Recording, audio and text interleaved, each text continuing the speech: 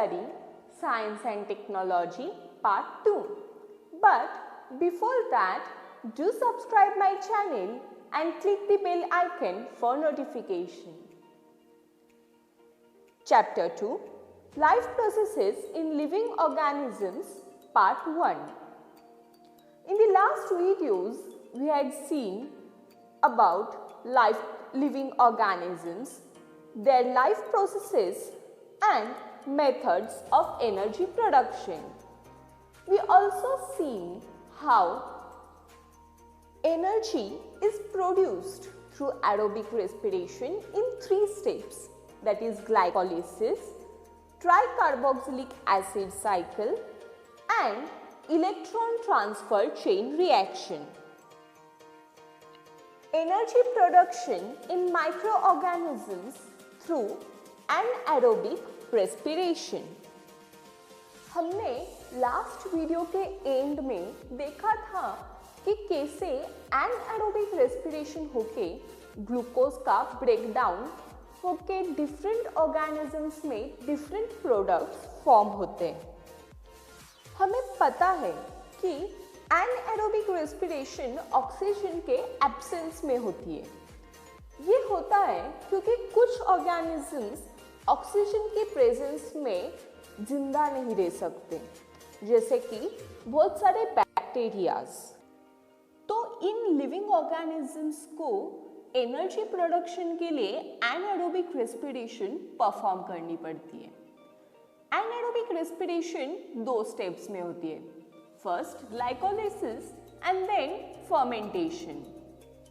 Respiration के इस type में ग्लूकोज इनकम्प्लीटली ऑक्सीडाइज होता है and thus less amount of energy obtain होती है। ग्लाइकोलाइसिस के प्रोसेस के थ्रू पायरुविक एसिड फॉर्म होता है एंड ये पायरुविक एसिड कुछ एंजाइम्स की हेल्प से ऑर्गेनिक एसिड और अल्कोहल में कन्वर्ट होता है। This is called as fermentation.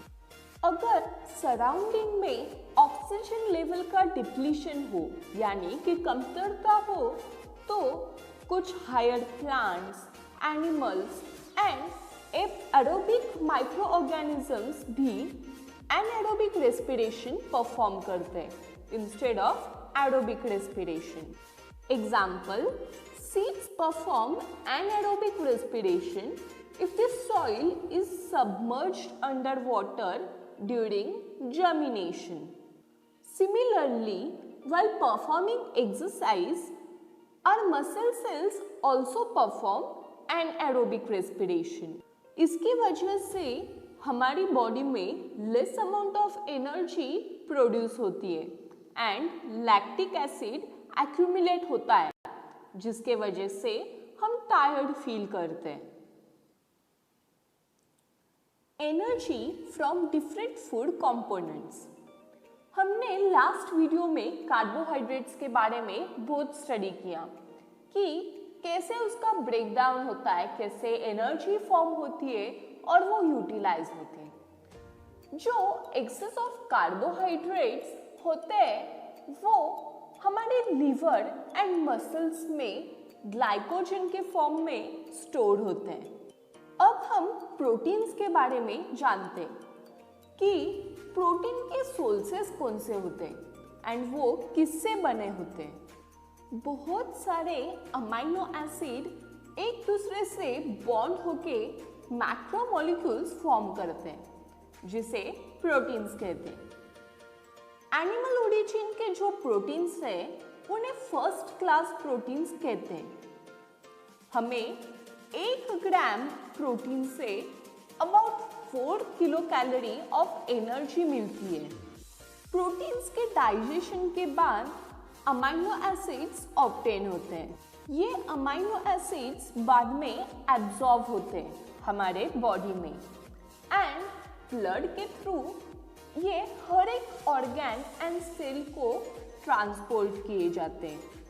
In amino acid से ऑर्गन एंड सेल्स खुद के लिए एंड पूरी बॉडी के लिए जो वेरियस प्रोटीन्स नेसेसरी होते हैं वो प्रोड्यूस करते हैं।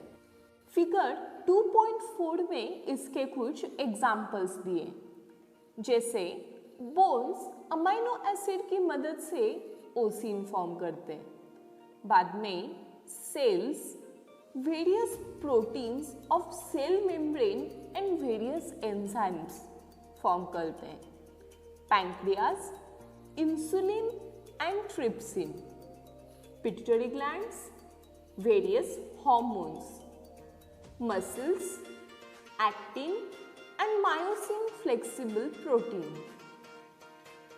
blood, hemoglobin and antibodies, and lastly skin, melanin and keratin.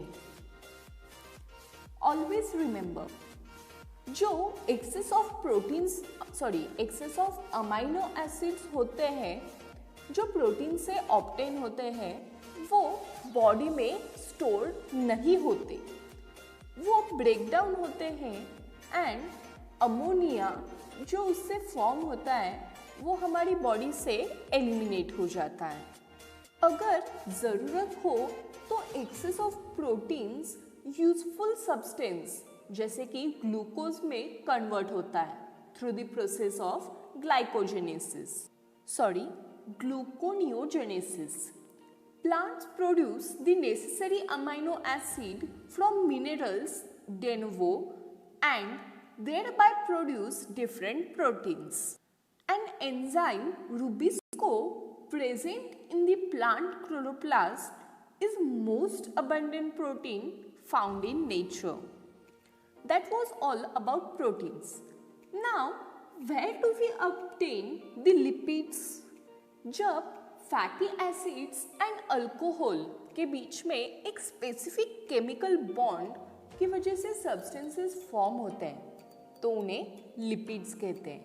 अब जो लिपिड्स हमने कंज्यूम किए हैं उसका डाइजेशन होके कुछ और नहीं बल्कि जिन फैटी एसिड्स एंड अल्कोहल से वो फॉर्म हुए वही फैटी एसिड्स एंड अल्कोहल में ब्रेक डाउन हो जाते हैं। फैटी एसिड्स एब्जॉर्ब हो जाते हैं एंड हमारी बॉडी में हर जगह वो डिस्ट्रीब्यूट हो जाते हैं। उन फैटी एसिड्स से डिफरेंट सेल्स उनकी ज़रूरत के हिसाब से वेरियस सब्सटेंसेस प्रोड्यूस करते हैं। Example, the molecules called as phospholipids which are essential for producing plasma membrane are formed from the fatty acids. Besides this, fatty acids, hormones like progesterone, estrogen, testosterone, aldosterone, etc. and the covering around the axons of the nerve cells produce करने में भी use होते हैं। हमें 1 gram of lipid say about 9 kilo calorie of energy obtain होती है। जो access of lipids होते हैं वो हमारी बॉडी में एडिपोज कनेक्टिंग टिश्यू में स्टोर होते हैं। Vitamins group of heterogeneous compounds होते हैं जिसमें का हर एक कंपाउंड हमारी बॉडी के वेरियस प्रोसेसेस के प्रॉपर ऑपरेशन के लिए इसेंशियल होता है। विटामिन्स के 6 मेन टाइप्स होते हैं। Example, A, B, C, D, E and K, जिसमें का A, D, E and K fat soluble होता है and B and C water soluble होता है। हमने देखा कि processes like glycolysis and Krebs cycle में FADH2 एंड NADH2 प्रोड्यूस होता है, तो उनकी प्रोडक्शन के लिए vitamins like riboflavin that is vitamin B2 and nicotinamide that is vitamin B5 respectively necessary होता है। मतलब कि FADH2 की प्रोडक्शन के लिए राइबोफ्लाविन एंड NADH2 की प्रोडक्शन के लिए निकोटिनामाइड नेसेसरी है। हमारी बॉडी में अबाउट 65 to 70% वाटर होता है। हर एक cell about 70% water weight by weight contain होता है। ब्लड प्लाज्मा भी अबाउट 90% वाटर कंटेन करता है। अगर बॉडी में थोड़ा सी भी वाटर की कमी हो तो सेल का फंक्शनिंग एंड देयरबाय पूरी बॉडी का फंक्शनिंग डिस्टर्ब हो जाता है। Hence water is an essential nutrient. अब तक के सभी मेंशन्ड न्यूट्रिएंट्स के साथ फाइबर भी एक इसेंशियल न्यूट्रिएंट है। एक्चुअली हम फाइबर्स को डाइजेस्ट नहीं कर सकते, लेकिन वो दूसरे सब्सटेंसेस के डाइजेशन में एंड अनडाइजेस्टेड सब्सटेंसेस की इजेक्शन में हमारी हेल्प करते हैं। हमें fibres leafy vegetables, fruits, cereals etcetera से ऑब्टेन होते हैं। Now this was the end of our topic.